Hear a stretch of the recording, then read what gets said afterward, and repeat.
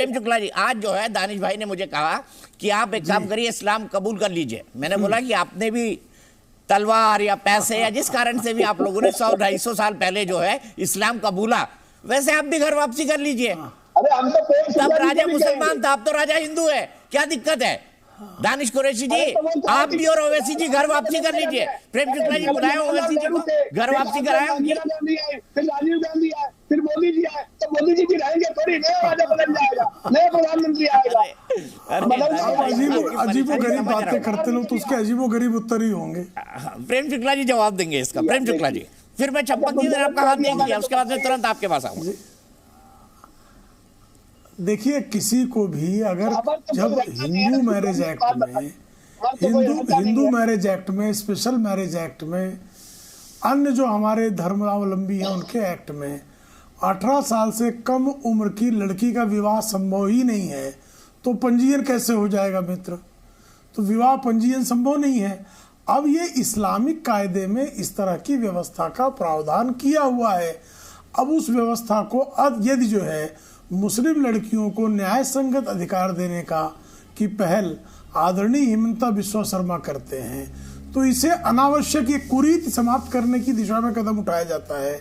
चाहे ट्रिपल तलाक के संदर्भ में हो, चाहे बाल विवाह के संदर्भ में हो, चाहे हलाला के संदर्भ में हो, तो आप उसको धर्म में हस्तक्षेप क्यों मानते हैं? सती प्रथा अगर जो है उसको रोका गया तो ये धर्म में हस्तक्षेप थोड़े था। बहुविवाह को अगर जो है रोका गया तो ये हस्तक्षेप नहीं है। दानिश जी, कहने दीजिए ना उनको। आप स्काइप पे हैं, आप ज्यादा जोर से बोलेंगे आपकी आवाज कट जाएगी। मैं आपको पूरा वक्त देता हूँ, आप दूंगा भी। प्रेम शुक्ला जी, आप कम उम्र की बच्चियों की शादी करवा रहे थे। दीपक जी जो अब अजीब बातें कर रही है, क्या तर्क है? अब अनायास जो है, देखिए, वृथा बकवाद करने का कोई औचित्य नहीं है। मुझे लगता है कि हम जो है तर्क का उत्तर तर्क के आधार पर दें। वैज्ञानिक दृष्टि से भी 18 साल से कम युवती का जब हम विवाह करते हैं या उसके साथ जो है किसी प्रकार का जब वो गर्भाधान इत्यादि होता है, तो वह उसके स्वास्थ्य के लिए उचित नहीं है। यह व्यवस्था विज्ञान सम्मत है और पूरी दुनिया जो है विज्ञान के आधार पर अपने जो है तमाम दर्शनों में संशोधन करने के लिए तैयार है। कुछ लोग जो है रूढ़िवादिता के चक्कर में यदि विज्ञान की बजाय अज्ञान पर आमादा हैं, तो हम जो विज्ञानवादी व्यवस्था में विश्वास रखते हैं, जो संवैधानिक लोकतंत्र में विश्वास रखते हैं, संवैधानिक लोकतंत्र में विश्वास रखने वाले देश होने के नाते हमको जो है इस तरह की अव्यवस्थाओं को परिमार्जित करना हमारा संवैधानिक राज्य के रूप में दायित्व है। ठीक है, मैं यहीं से आगे बढ़ता हूं। चंपक कलिता जी हाथ उठा रहे थे। चंपक कलिता जी, क्यों इस मुद्दे को हिंदू मुसलमान करके देखा जा रहा है? क्या यह सुधार नहीं है? क्या आपको लगता है 18 साल से कम बच्चियों का काजियों को निकाह कराना चाहिए, हाँ या ना? बताइए कलिता साहब। नहीं, देखिए, गलत संदेश नहीं जाना चाहिए। आसाम तो हिंदुस्तान का एक अंग है, यहाँ आईपीसी सीआरपीसी लागू है। अगर यहाँ कोई 18 साल से कम उम्र की लड़की 21 साल से कम उम्र का लड़का शादी करेगा तो वो जेल में जाएगा, उसका ऊपर कानून लागू होगा। जो पुजारी, जो काजी उसको शादी कराएगा वो जेल में जाएगा, उसका माँ बाप जेल में जाएगा। अभी आसाम में कानून लागू है, तो अगर जहाँ ये कानून लागू है उधर आपको मुस्लिम मैरिज एक्ट 1935 को स्क्रैप करने का क्या जरूरत है? ये तो आसाम में कानून लागू है।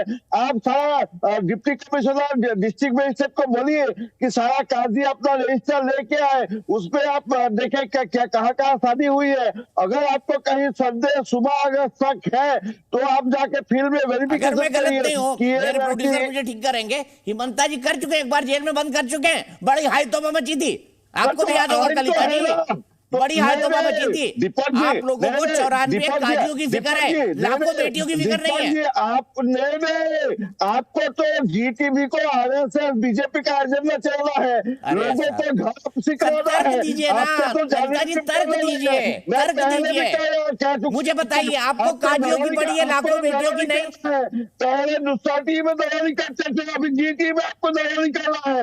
आपको दलाली करना करिए, लेकिन माशरे को क्यों बिगाड़ते हैं? हिंदुस्तान को क्यों बिगाड़ते हो, आसाम को क्यों बिगाड़ते हो? ललिता जी तर्क पर बात शांति में करिए रहना ना, कीजिए। मैं थोड़ी आरोप लगा रहा हूं, मैं तो सिंपल पूछ रहा हूं क्या काजू को गिरफ्तार किया जाना चाहिए? बताइए बताइए, मैं सीधे ये सवाल दुबे जी के पास ले चलता हूँ, फिर मैं प्रेम शुक्ला जी के पास आऊंगा। दुबे जी क्या कहेंगे? कलिता जी से मैंने सवाल ही पूछा था। हाँ, वो उनको जवाब देना थी नहीं था और उनके पास जवाब था भी नहीं मुझे लगता।